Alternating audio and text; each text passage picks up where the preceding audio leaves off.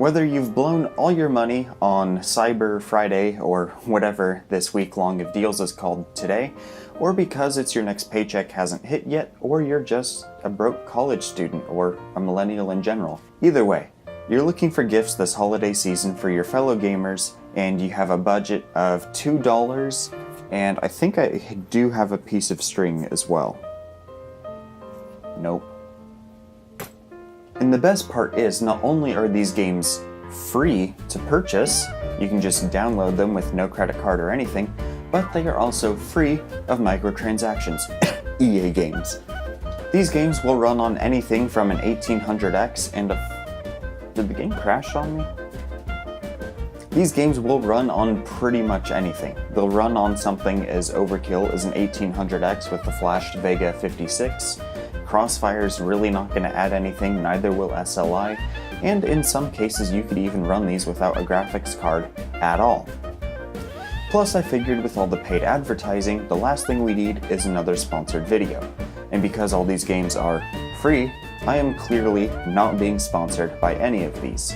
So this is a genuine recommendation from me to you. Today's game is Pokemon Uranium.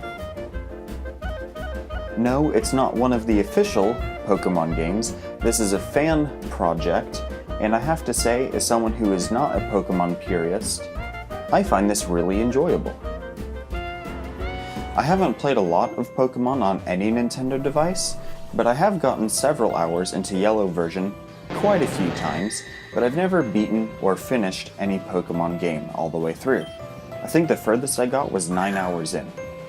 In Pokemon Uranium, I've already passed 40 hours, and I haven't touched any other games this past month except for the other 2 videos on this channel. It's been my go-to game for fun. It's interesting to note that the time spent playing closely lines up in this chart with the amount that I like the game. For those who are playing the game across multiple systems, if you go to See Users, insert username here, Saved Games, you'll see your Pokemon Uranium folder, and if you copy that to a flash drive and keep pasting it into the different directory on the computer you're using, you can take your save game with you between devices. Purist Pokemon players might not like that Pokemon from different regions and games are all mixed in, but for someone like me who can't tell if a Pokemon in this game is original or not, I really don't care. I just played the game. I have a 3-year-old Core i5 laptop with no graphics card, just the built-in Intel graphics, and the game isn't super buttery smooth, but it is playable. My Ryzen 1800X Vega 6 system handles it just fine. I once tried playing it on my 5-year-old Windows tablet, and it was choppy with a Bluetooth keyboard, but it did run. Any desktop within the last 5 years should be fine. It's mostly a clock speed issue on the processor, and because this game isn't super demanding, my laptop was slowing itself down to 800 MHz, which would explain some of the not smoothness. Changing the power plant settings so that the processor runs at full turbo should help, but you will be costing yourself battery life. All in all, it's a totally solid game.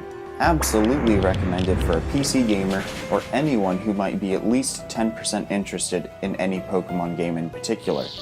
The nuclear type does add a very interesting dynamic to the game, and for the price of nothing, it's totally worth it. As for how to deliver it to someone, it does fit on a CD if you want to go old school, or there's just getting a USB flash drive. Just make sure the flash drive holds at least 1 GB, which should be any flash drive made in the last 5 years. Link to the game is in the description. Thanks so much for watching this video. Hopefully you enjoyed it, and hopefully you'll now have an idea of what to get someone for this holiday season. Meanwhile, I have some non-gamers that I need to finish holiday shopping for, so I'll see you next time.